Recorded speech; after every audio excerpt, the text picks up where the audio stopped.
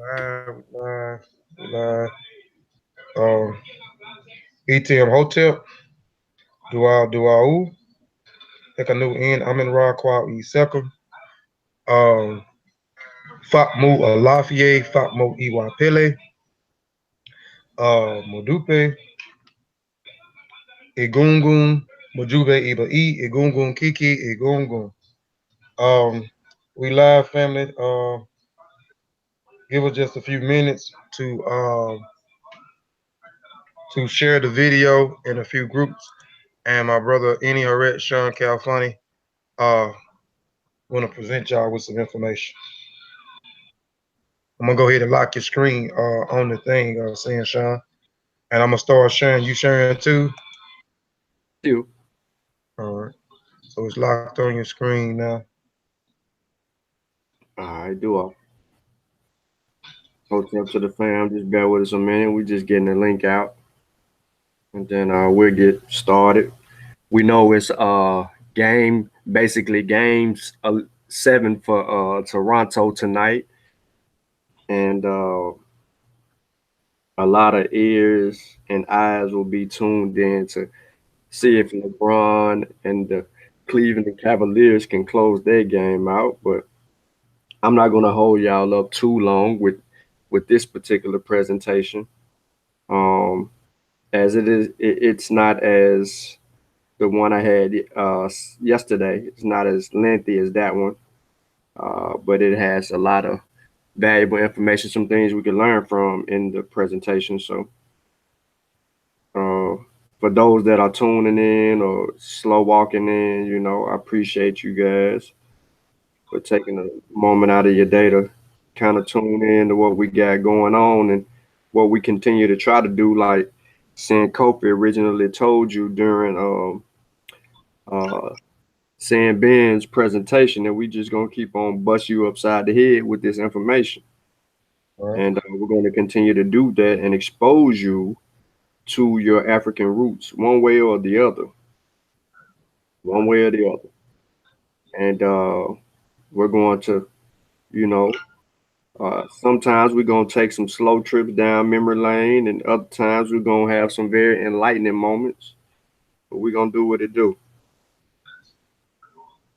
And as a member of the Massa Warrior Clan, I'd like to thank the team um, for letting us be able to continue to present this information to everybody that actually tunes in. For those that are watching live and those that will watch it later. Um, we're just kind of doing the work for our ancestors and bringing forth this information for with a purpose, and hopefully that purpose is to help liberate the African mind. That's the number one goal. But That's yeah, right. but in a moment though, we're gonna get directly into the presentation because I don't want to hold everybody up too long. So, um, uh, hopefully people got to see all the other presentations that we presented last month. It was a very busy month for the Massa Warrior Clan as we put out a bunch of presentations, and we got some reaction from it. Hopefully we can continue to keep building the content and providing everybody with some great scholarship, and let the ancestors speak for themselves. We're not gonna uh, you know talk for them when they can speak for themselves. So in about a few more minutes, I'm gonna cut loose. And we're gonna get all the way into this thing, man. We're gonna talk about the kingdom of the Kalabari. Let's see if we can learn something today, this evening, and shed some light on the situation. Now, we're not gonna romanticize. I do want to go ahead and put that out there. This is not gonna be one of those. It's gonna look like it to some people that may have an extreme bias toward Africa and don't want no part of Africa at all. But there will be some information in this presentation that will let you to know that I went in the research properly and provided a context for this particular kingdom in this particular region, uh, that we're going to talk about. Hopefully, the information is appreciated. As it took time, a lot of time to actually put uh, the work in for this one and the last one, but in every other presentation that we actually do, because we like providing you guys with factual content that you can go back and verify, especially if you're qualified and like Kofi say, do the due diligence. So without further ado, man, I'm not gonna hold you guys up. We're gonna go ahead and get right into it here.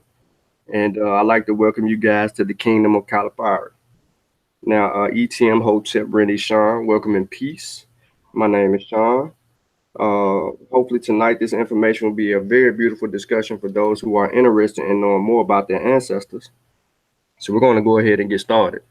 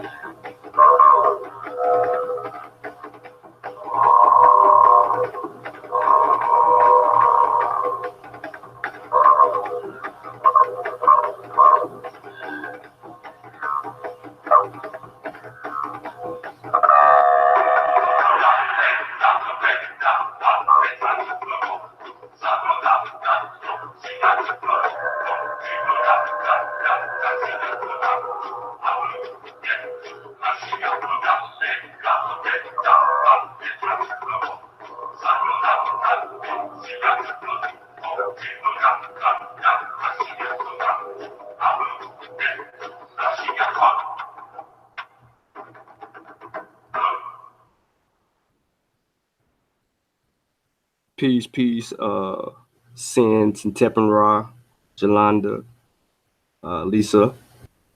Of course, Kofi repping with me today. Let's go to war.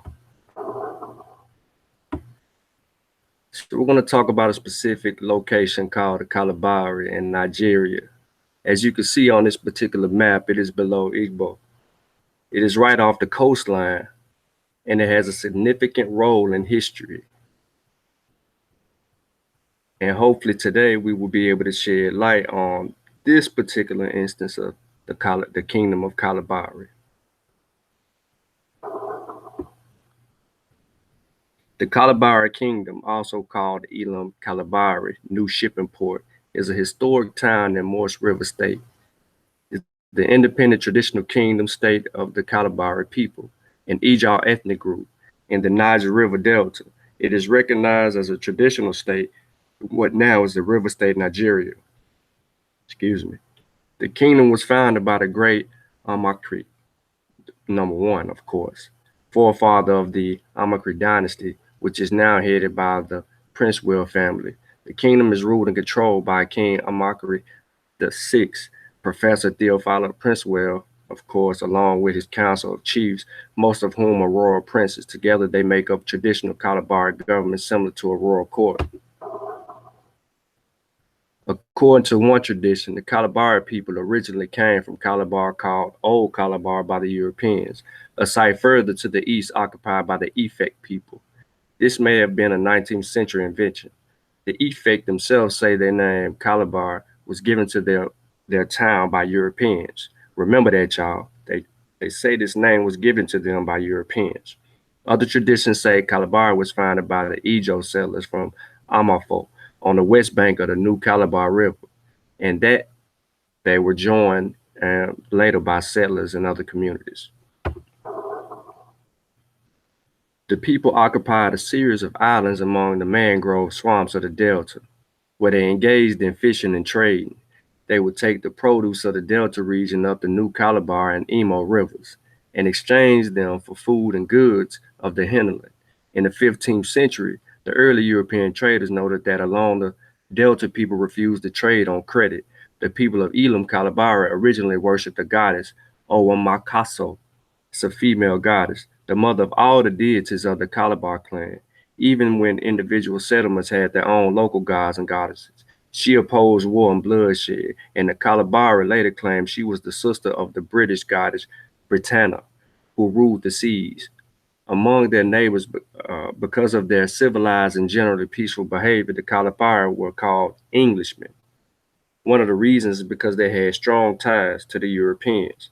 So we're going to find out about that later.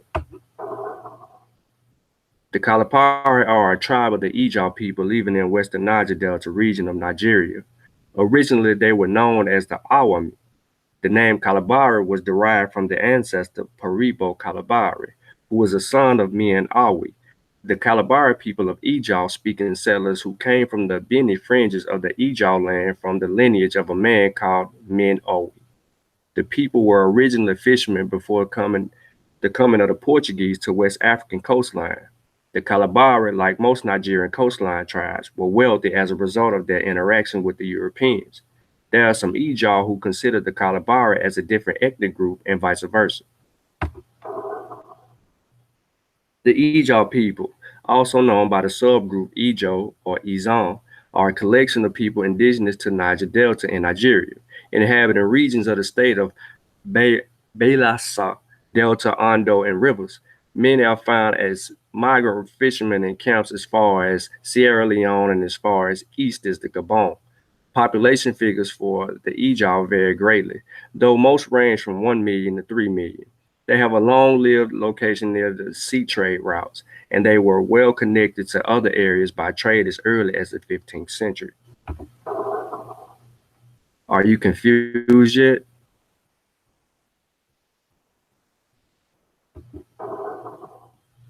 Ijaw is a tribe and Kalabari is the clan. Remember, a tribe is a social division in a traditional society consisting of families or communities linked by social, economic, religious, or blood ties with a common culture and dialect, typically having a recognized leader, and a clan is a group of close-knit and interrelated families, according to dictionary.com.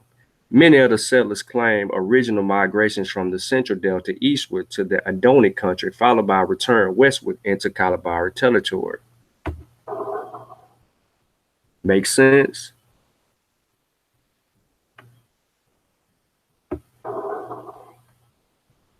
All of the Edom Kalabari traditions derive from the central delta.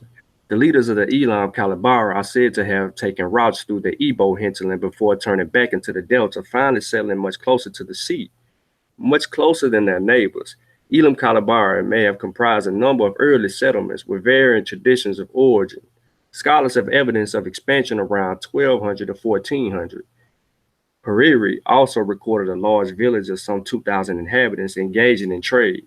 The Kalabari at the time were consumers in the area. Over the time, the Kalabari established themselves in the 17th century, and a kingdom took shape. The basic village organization of the Eastern Delta before the development of the state institutions was also similar to Central and Western Delta system. They were the same descent groups or warrior making of polo and political authority of the village assembly. One of the differences between the Eastern Delta village system of government and the Western was the rejection of age of qualification for office. The assembly president was not the oldest man, Amakawasi, if I said that right, but the Amayanbo was appointed because of his descent from a particular warrior or polo ancestor claiming discovery of the village site.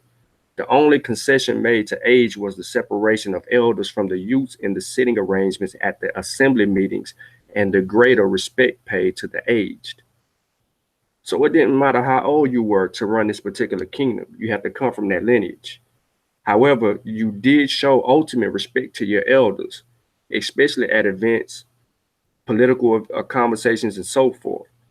That was something that you see all throughout African culture, except for the age lineage thing. This is kind of a unique way for lineage as far as how that goes. But you see that in other areas. It's not just condensed in this particular region. The beginning of the Atlantic trade increased the power of the Amayamba. He was the representative of the people in their relations with the European traders, who paid him kame and other duties for protection. His authority was also enhanced in relation to other leaders in the community. The trading heads of the new type of house worried since they could be introduced to the European traders and obtain credit trust through him.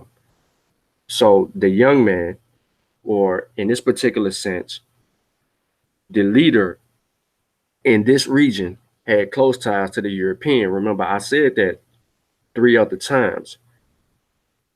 They paid him for the protection, but they also used him to middleman trade in the particular region because he actually could get it done.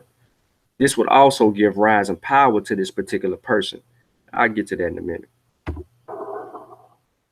The most revolutionary change occasioned by the Atlantic trade was probably the adaptation of the old Ijo warrior or a house to serve new ends. Enterprising traders leaders began to build up their personal households by various means.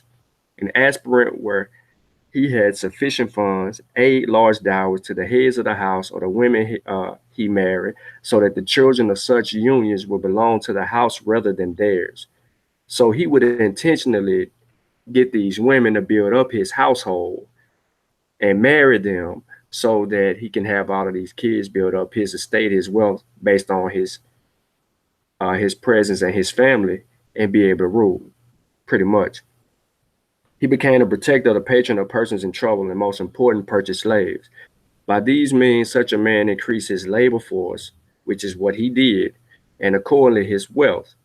When he considered himself wealthy and powerful enough, he equipped a war canoe and showed himself to the Amanyabo and community as a political leader.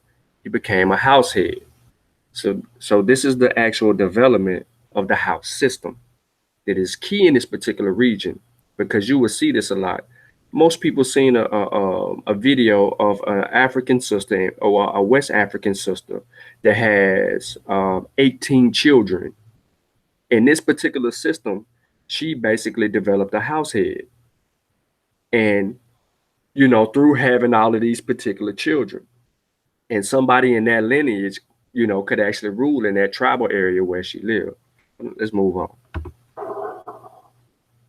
The position of househead meant that such a man had a following within the city large enough to provide a fighting contingent of war canoe, about 30 men, in defense of the state.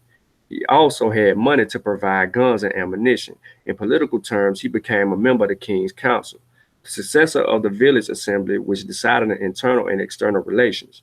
Members of the house referred to themselves by the old warrior lineage despite the changes made.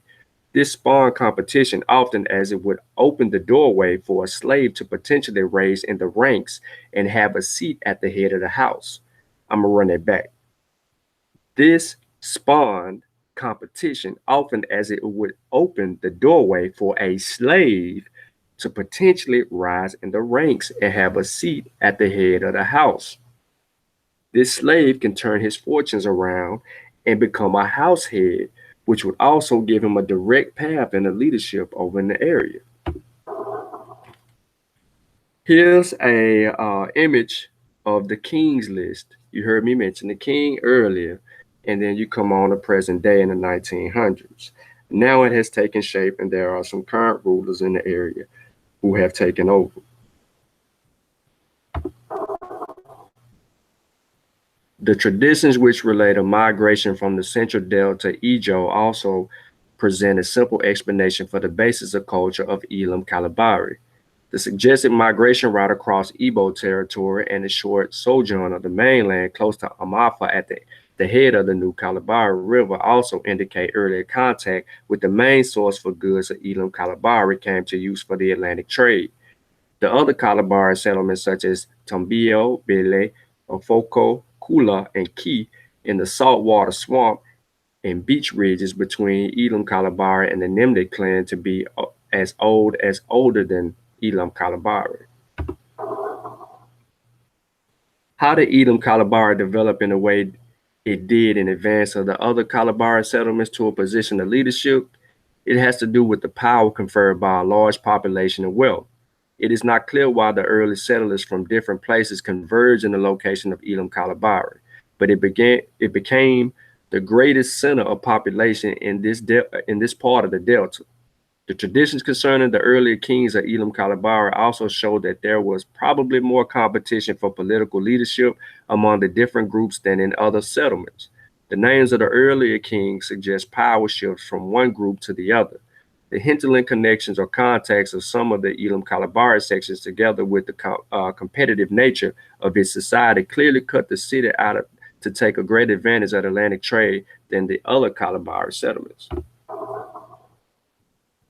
Once this trade was in full swing, Elam Kalabari rapidly increased its advantage over the surrounding Kalabari towns in population, wealth, and power. Many of the factors in the development of Elam Kalabari are evident in the story of the rise of the Amakiri in the 18th century. That's an important person. When a fire destroyed Elam Kalabari, even the competing groups had to come together under a leader able to carry the burden of restoration. A wealthy man was indicated. Sili Fubara of the Chrome declined to offer a leadership, and Amakiri and Edime accepted. Amakiri was then engaged in the internal trade, mostly in mud skippers, but later also in slaves to restore the loss in population from the fire as well as from a war with Okarika. Amakiri provided a protective umbrella for many who settled in the area. Although Amakiri peacefully methods in extending his and Elam Kalabari's influence are contrasted in the traditions with the rapine and destruction of another Kalabari leader, Ogamiya Ejik of Bil, Amakara also made wars of conquest. Kula and Soko are said to have been taken by force and reconciled by superior diplomacy. Elam Karabalic traditions then sees its history as passing through a period of intersectional or group conflict to one of unification and expansion in the reign of Amakari in the 18th century. But the Atlantic trade had been in full swing before his time, and the house system was operating before the end of the 17th century. Business partners of the Europeans, were they? I have to be honest. They jump started a lot of information. They jump started a lot of what happened with the Portuguese, the British, and other Europeans in the region. These people are well known for being deeply involved in the kidnapping and the sale of Africans to these particular people, Europeans in the region. The Ijaw were one of the first of Nigeria's people to have contact with the Westerners and were active as go-betweens in the slave trade between visiting Europeans and the people of the interior, particularly in the era before the discovery of quinine, when West Africa was still known as the white man's graveyard because of the endemic presence of malaria. Kalabari became an integral part of the Atlantic slave trade, mainly selling slaves purchased from Igbo land further to the north. So they're known for going into Igbo land and bringing people back and sending them on. You may have heard this story before. Some of the Hebrews claim to be from Igbo land and to be sold by other Africans into the slave trade, and that's how they got to the Atlantic. I call foul because they have no ties going back to that particular route. They can't even prove who they are to themselves. So I'm not going to waste my time even speaking anymore on that. Let's see what the Ija this language comes about. This is a little short video. She's going to try to speak it. Um, let's see what they sound like in this region, man. Okay, so I'm about to speak it, Joe, right now. Okay, what I'm right, what I'm wrong, I don't care. Yeah, just gonna say it. Um, I think more is on film about um it's on fear and simple. Yeah, simple. para manu uh, Zombie como too the deep ones. I don't get it. Yeah, so more film about yeah simple, yeah um easy stuff. Yeah, like Ikinere, um Yoko Mwemi, Tibara, and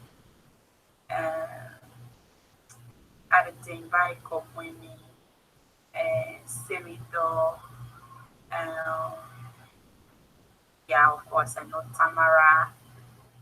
Tamara is God. Oi, Oi, yeah, Oi, I think God as well. Don't know. Correct me if I'm wrong. Um, but don't speak the deep ones with me. And I get lost. Like, especially those ones that they be talking about in my name, and shit. Yeah, word out. All right, so she kind of opened the door to what the language sound like in the area or the way that they actually talk. Now, as you can see, she also speak English. But if you look at her image, you kind of might know a girl like her from around your way. Hmm.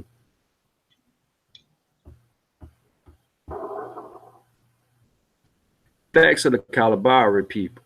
The Kalabari is a tribe of the Ijau people of the River State living in Niger Delta region of Nigeria. The Kalabari share similar culture language to the Akrikas, Bona, Apobo, Bayelsa, and the Ijaus. The Kalabari constitute one of the largest ethnic groups in the River State.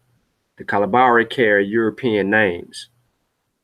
The Kalabari are highly educated and have the love for Western education. They are known to have a high concentration of professors, lawyers, and doctors in Nigeria. Because of their civilized and generally peaceful behavior, the Kalabari were called Englishmen in the past. The Ijaw have been heavily converted to Christianity. At least 65% of the region is said to be converts.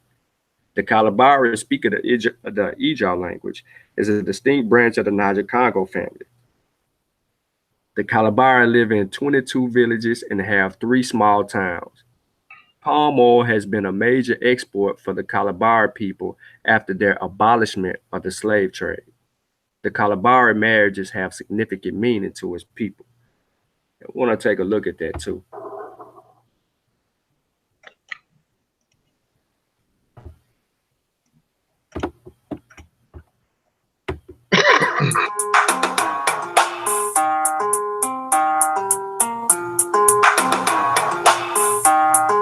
Hey, oh yeah, oh yeah, oh yeah, oh yeah, one man, oh yeah, one man, oh yeah, one man, oh yeah, no one, no one. Hello, hello, how you doing? My angel, my one and only, the only one that I'm missing. When they bring me joy and blessings, you know that I love you, and I can't wait to say I do. But before we walk down the aisle, I just wanna let you know that you're the finest. Like you'll be the finest thing I've seen. You're the brightest. The way you the shine, you the blink like me. You're the highest. When it comes to rating, you're the lead. My princess, my only one lover. And I just wanna let you know that no one be like you. See, I don't go different places, I've seen many faces. No one be like you. So they cannot replace you, cause you are a blessing. No one be like you. You're driving me crazy, cause you are my baby. No one be like you. No one. No one like you. One like you. No one. One like you. One like you. No one, no one. About a year ago, before I met you, yeah, there was no possibility for me to be rescued. But thank God I found you, yeah. I can't do without you. Now since I done go different places, I've seen many faces that cannot replace you. With you I done gain many blessings, girl. You want my life, you're the finest. Yeah, like you be the finest thing I've seen. You're the brightest. The way you the shine, you the blink like me, you're the highest. When it comes to everything, you're the lead. My princess, my only one lover. I guess it's not to let you know that no one be like you. See, I don't go different places, I've seen many faces. No one be like you. They cannot replace you, cause you are a blessing. No one be like you. You drive me crazy, cause you are my baby. No one be like you. No one, no one like you. One like you. No one like you. One like you. That's what we say. Oh yeah, oh yeah, oh yeah, oh yeah, one life. Oh yeah, one life. Oh yeah, one life. Oh yeah, no one, yeah, you're the finest. Can you be the finest I've ever seen? The way you the shine, you the bling like green. Hey, when it comes to renting, you're the lead. My princess, my only one mother. Girl, I guess it's time to let you know that no one like you. So many things, so many things like you. Everything without you, there's no possibility. There's no positivity. Always negativity. Think good about you. Hey, you are my everything. You are my destiny. This is reality. Oh yeah. Oh yeah. Oh yeah. Oh yeah. Oh yeah. Oh yeah. Oh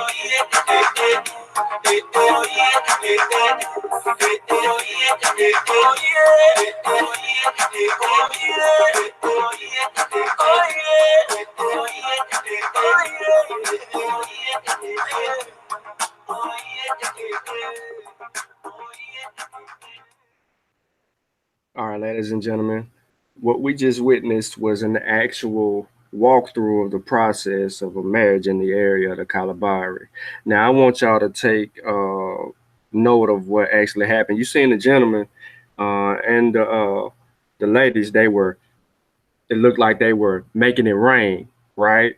Now, that's an actual tradition in this particular in Nigeria. Because if you look at any Nigerian wedding, you will see them come out and you know throw money at the bride and the groom, and that money stay with them. Somebody might collect it up and give them that. That's pretty much all the part of that. So it's not a disrespectful manner when you see that.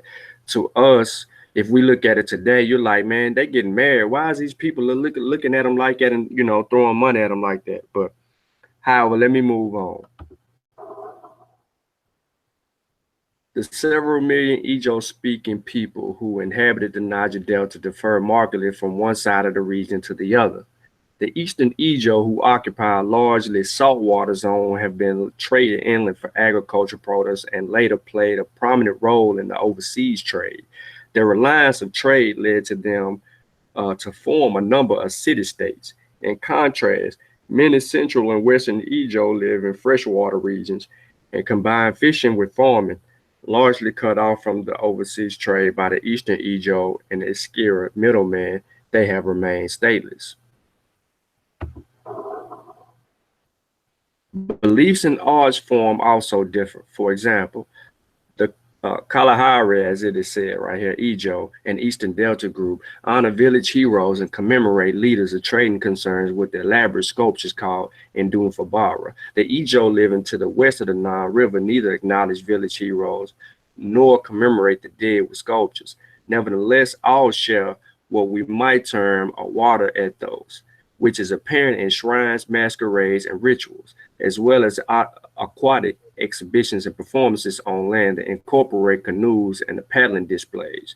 Ijo living throughout the region acknowledge a female creator and credit nature spirits with introducing much of their art, including songs, dances, and funeral rites. They express beliefs in water spirits who occupy the delta's marine waterways and use mats, carvings, and objects found in the water to represent them. People claim that they're capricious but largely benevolent beings bring them prosperity, especially in the form of children and money. So here's some images from our people, y'all, in this particular region. I say our people because they still love us, regardless of what some other Nigerian people think about them and their role in the actual kidnapping. Here's another image. Now, this right here, we're going to get to it.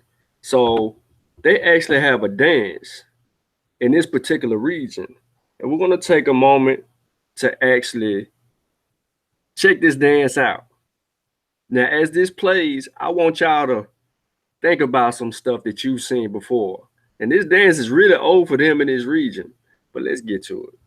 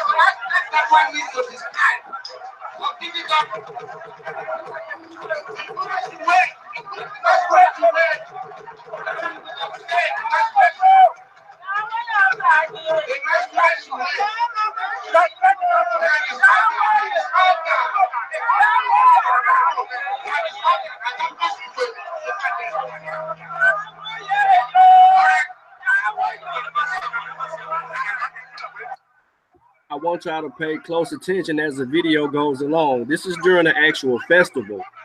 But what I want y'all to see is when the sisters come through, they about to come through.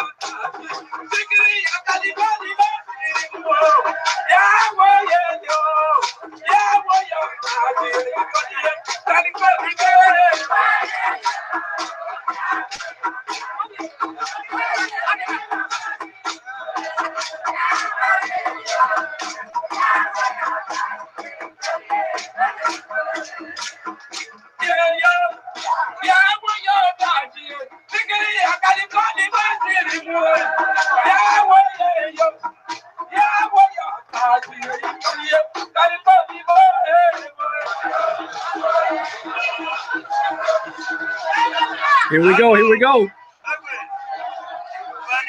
Get them dollars out, fellas. Shake it.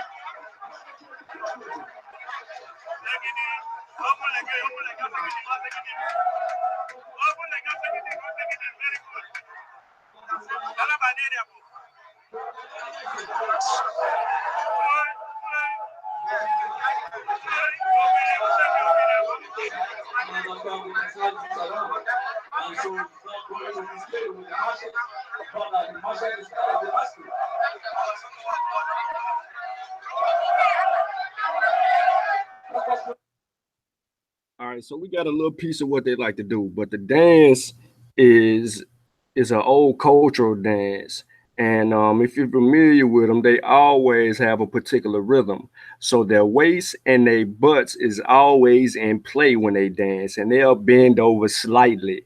Now, to us in the Western world, if we see them shaking their booty like that, we immediately think with a different sense. We don't see it or visualize it the way that they do over there. So, our hormones might rage or go crazy. We see the right size butt jiggling like that in our face, but it's common over there. So, let's move on. The earliest attributed Kalabari screens are those of Seleucus and Amakari I. Dating such figures is fraught with difficulties. Salih Fubara seems to have lived in the latter part of the 18th century. Amakari himself seemed to belong to a later part of the century. And according to evidence drawn from neighboring peoples, he must have survived well into the 19th century. We must question, therefore, whether there is a reason to regard the Ndume Jabara as anything but a 19th century phenomenon. It is always possible, of course, that screens prior to this period were made but destroyed. We should certainly be aware of the mythologizing tendency to view Amakara as beginning of all things Kalabari. There are good reasons, however, to regard Amakara as likely candidate to begin a new tradition of funerary sculpture. First, his reign was a period when the house system was strengthened and reformed. Second, his reign marks a fundamental collapse of the old ruling house. Despite tampering with the genealogies, it seems clear that Amakara was the first, listen to this closely, was the first slave to become king. So somebody is basically stating that Amakari, who actually ruled in this area, was a slave and he ended up ruling in this particular area. Here's some images of Kari Abibi Amakari the Fourth, and to the right is another one from I think it's the fifth. Now, Kalabari created and used wood carving for mainly spiritual purposes, strictly as ritual instruments. There are three types of wood carvings. Carvings are either kept in dimly lit shrines, where they are referred to as Ora Fubara, forehead of the spirit, or at family meeting places, Ikpu, where they are referred to as the Duin Fubara, forehead of the dead, or the ancestral screens. Wood carving are also created as headpieces of masquerades. All three types of wood carvings or sculptures share one thing in common in the sense that they are all seen as means of control, point of contact for otherwise free moving spiritual entities. Ancestral screens are the rarest today and politically most evocative. Ancestral screens are substitutes for the decayed body. Listen closely, y'all, because I'm explaining what the screens are. The decayed body of the deceased, notably his forehead, wherein the teme of the dead man resided. They are also a channel of communication by which the teme may pass to the living. Ancestral screens are the most public of Kalabari sculptures. Generally, carving are kept in dimly lit room, away from public gaze and contact, but the ancestral screens, which are memorials to deceased house heads, are deemed the spiritual capitals of the political units. Canoe houses are often not preserved from public gaze and contact, so we can't see the canoe houses. Doing Fubara served the political function in a traditional Kalabari house. After the death of the house leader, the person who does the first offering to the screen establishes legitimacy to his leadership and puts over all rival claims. The third way ancestral screens differ from the other two is remarkable in ongoing analysis. Kalabari sculptures rarely show figures arranged in meaningful groups such as the ancestral screen. Normally, individual figures are carved and placed in shrines in ad hoc fashion. The frame of the screen, however, defines a self-contained space within which meaningful relationships are depicted. The government of Kalabari now become a council of powerful chiefs headed by a king with little power, a structure that has survived to this day. Here to the left, we see the chief and his council. To the right, we see the ancestral shrine. If anybody that actually looked at my Facebook post, you are very familiar with what I posted on the right hand side. And if you remember that particular post, whether you liked it or made a comment on it, you now see to the left where this ancestral shrine comes from. Aha.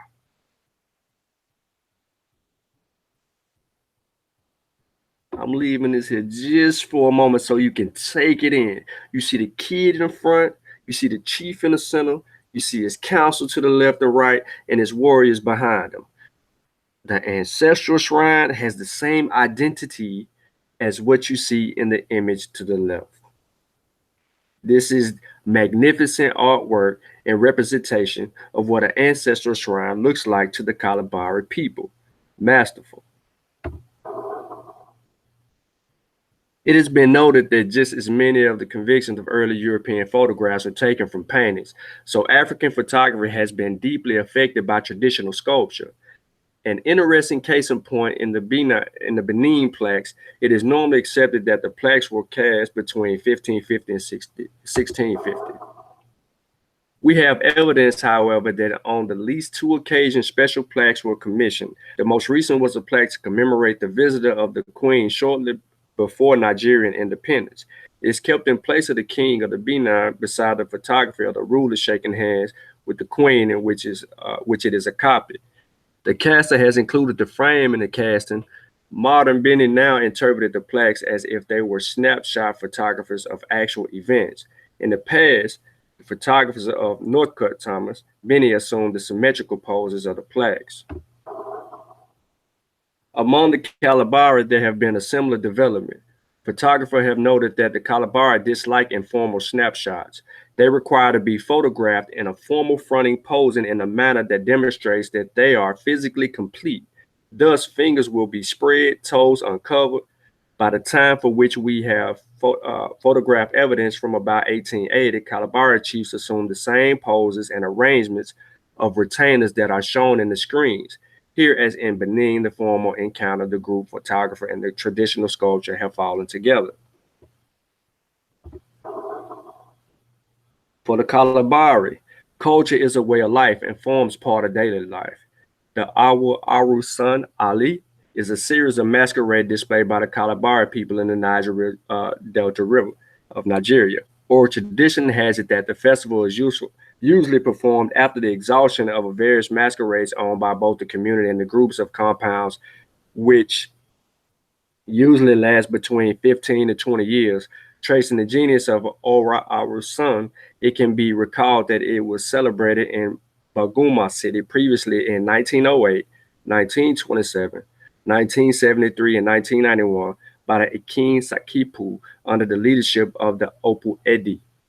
The Ikin, its proper name, and Sakipu dancers are the custodian of the Kalabari customs and traditions right from the old shipping, Elam Ama, till date.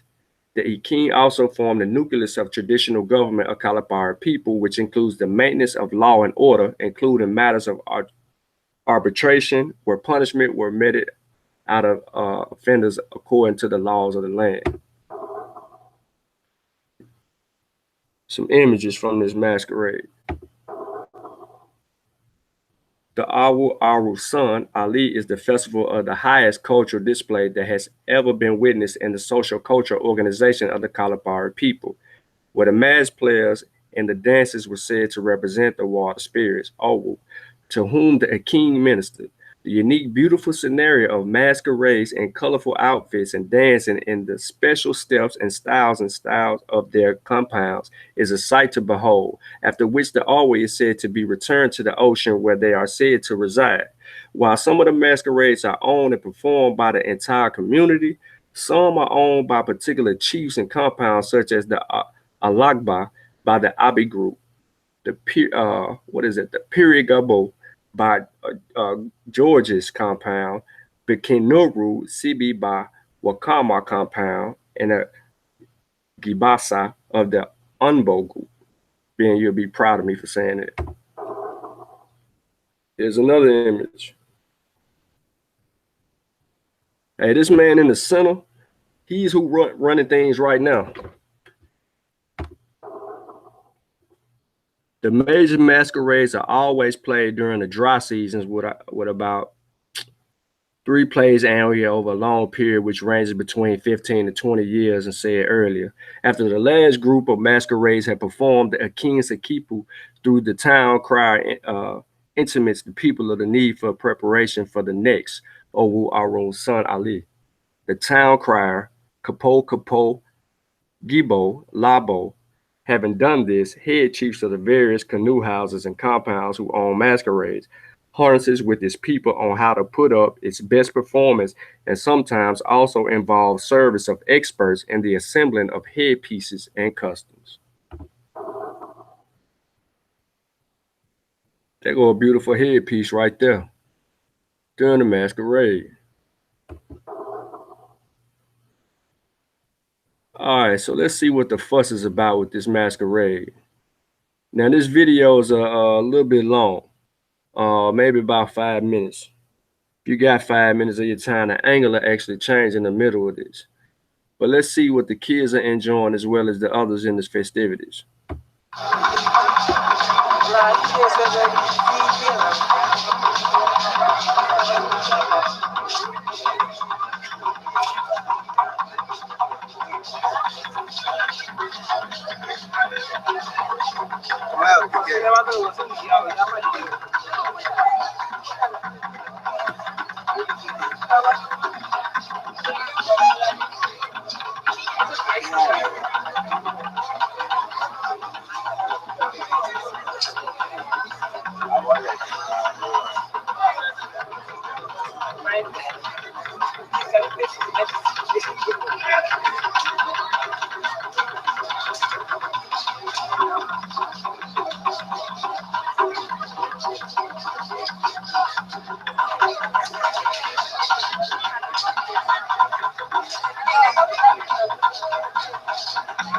Notice the headdresses on these people.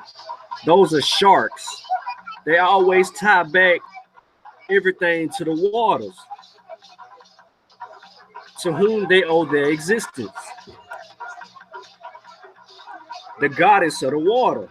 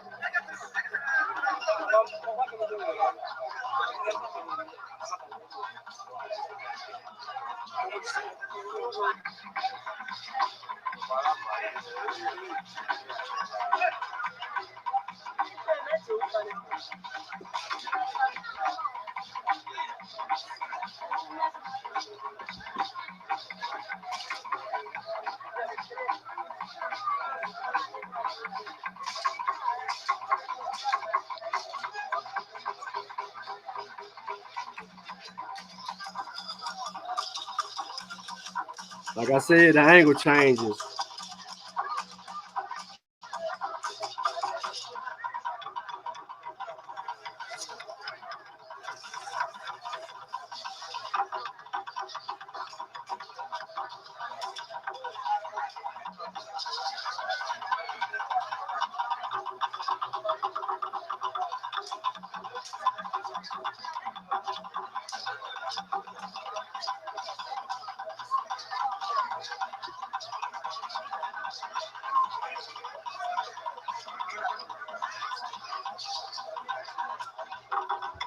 All right, now the rest of the video, the angle is messed up. So I won't continue to play it where you turning your head and you trying to bear witness. But yes, the river goddess is the queen mother. Now, here are my sources. Before I go to the next page, I will say this about the Kalabari. Right now in southern Nigeria, they are actually experiencing an issue with oil. There is a war that is going on between the I don't want to call them renegades, but I do want to call them revolutionaries. They have an issue with what's going on, dealings with the oil. So they have been, well, let's just say in the river area, oil is being leaked intentionally in the river area. And this is over money and a few other issues politically within this particular area. And this is today. This is going on right now. You can YouTube, excuse me, a video, and it'll pull up the crisis that is going on right now in this particular region. And the gentleman that is the chief of the people currently right now have strong ties in the oil industry. And the people feel like they are owed some of that just due. And so they are rebelling against some of those things that are happening going on. I don't think politically that they have a full problem with the chief. It's just some of the business practices in the areas. So they are rebelling against that. But if you want to look into that more on the Kalabari, you can. You could actually Google it, an article, or pull up quickly about the oil situation. Here's the second page of my sources. If you want to take the time out to pause the video, if you're rewatching it or whatever, and you can go through and vet my sources and go from there. And on that note, this concludes my presentation. I'd like to thank everyone for tuning in today. Like I said, I tried to be as brief as possible, and we're gonna let our flag fly high. Let me let it. Go ahead, Kofi. No, I just want to know what the Masquerade thing had coming up next. Okay, I'm sorry. Go ahead, my brother. Yeah. Please speak on it. Yeah. We anyway, we're trying to build up the Monster Warrior Clan channel, so we're gonna continue to put content on the page. So continue to support the Monster Warrior Clan. Um, my brother just did an excellent presentation today. If you missed the presentation on yesterday, please go back and check out the presentation that he did yesterday. Um, on Sunday, I don't have a particular time, but I'll put it up to promote that presentation, which will be on this channel. It's called the Gala people and the Gula people. So I'm going to be talking about the Gala people from Central Africa who went into West Africa, who went into Liberia and Sierra Leone, and compare them that the people, the Gala are the Geechee people in North Carolina and uh, Georgia and some part of Florida are descendants from the Gala people. So stay tuned for that presentation. It'll be on Sunday. I don't know what time, but it'll be on this channel. But I'll let you know. Again, appreciate y'all for tuning in and rocking out with us. And oh yeah, for those that say that we are African centric Negroes who always sensationalize things. We do not sensationalize things. We are not biased. If some things happen, we're going to tell it like it is. My brother just told you the involvement of these African people selling other African people. So we don't sensationalize things. We're not biased when it comes to our scholarship.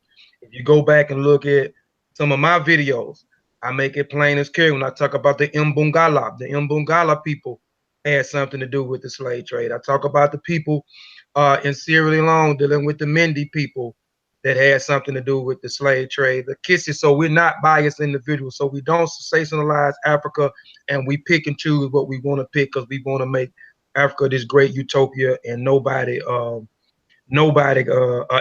got along. It wasn't no quarrels or anything going on until the outsiders came in. But again, I want to say Madupe to you, Sin Sean.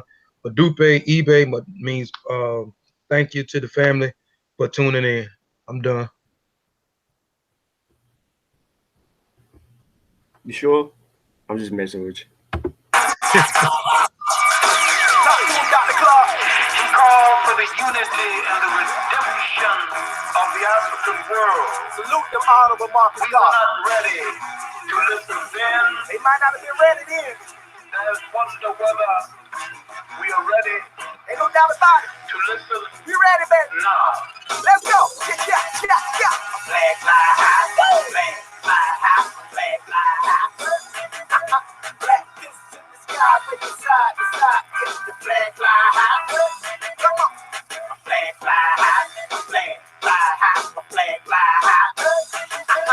RPGs on the rise, all eyes will recognize the flag fly high. Hold it high, let it fly. Rebels colors forever, Garvey would never die. On my 90, the throne ready, let's take a ride. Cats won't face, men don't, choose a side. This is the path for the warriors. Some travel yet still vainglorious. Black power represents us. You either rolling with Africa or against us. Flag fly high, flag fly high, flag fly high. Black fists in the sky, breaking side to side. If the flag fly high, come on. Flag fly high, flag fly high, flag fly high. RPGs on the rise, all eyes will recognize the flag fly high. The red is for the blood. I got the best stock. The rest got stood. The black is for the gods, melanated and elevated, holding the main charge. The green is for the cradle. Africa, everything first, the earth's navel. His Excellency put it together as a symbol of liberation. That's how we get the manners, RBG. Flag fly high, flag fly high, flag fly high. Black fists in the sky, breaking side to side. If the flag fly high, come on. Flag fly high, flag fly high, flag fly high. RPGs on the rise, all eyes will recognize the flag fly high. This blind mind since 99. People army them no time. I'll drab on my design. We won't ready. Hard line, ain't no games with that red flame. Triple stage of that black bang. Revolution in my veins. Till we free, I won't change. And you can count on that like an abacus. Celebrate the victories and the challenges. It's deeper than social media statuses. This lifestyle for nation building practices. Yeah. Flag fly high, flag fly high, flag fly high. Black fists in the sky, breaking side to side. If the flag fly high, come on. Flag fly high, flag fly high, flag fly high. RPGs on the rise, all eyes will recognize the flag fly high. I see that red, black, green. RPG, I'm about that red, black, green. That RPG, I'm about that red, that black, that green. RPG, I'm about that red, black, green.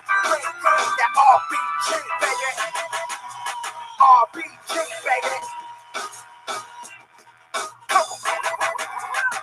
Fly high, a flag fly high, a flag fly high. Shout out to all my RPGs worldwide. Doing this thing garbage style. You know what I'm talking about? Yeah. Flag fly high, a flag fly high. Come on. Flag fly high, a flag fly high, a flag fly high. RBG's on the rise. All eyes gonna recognize. Flag fly high.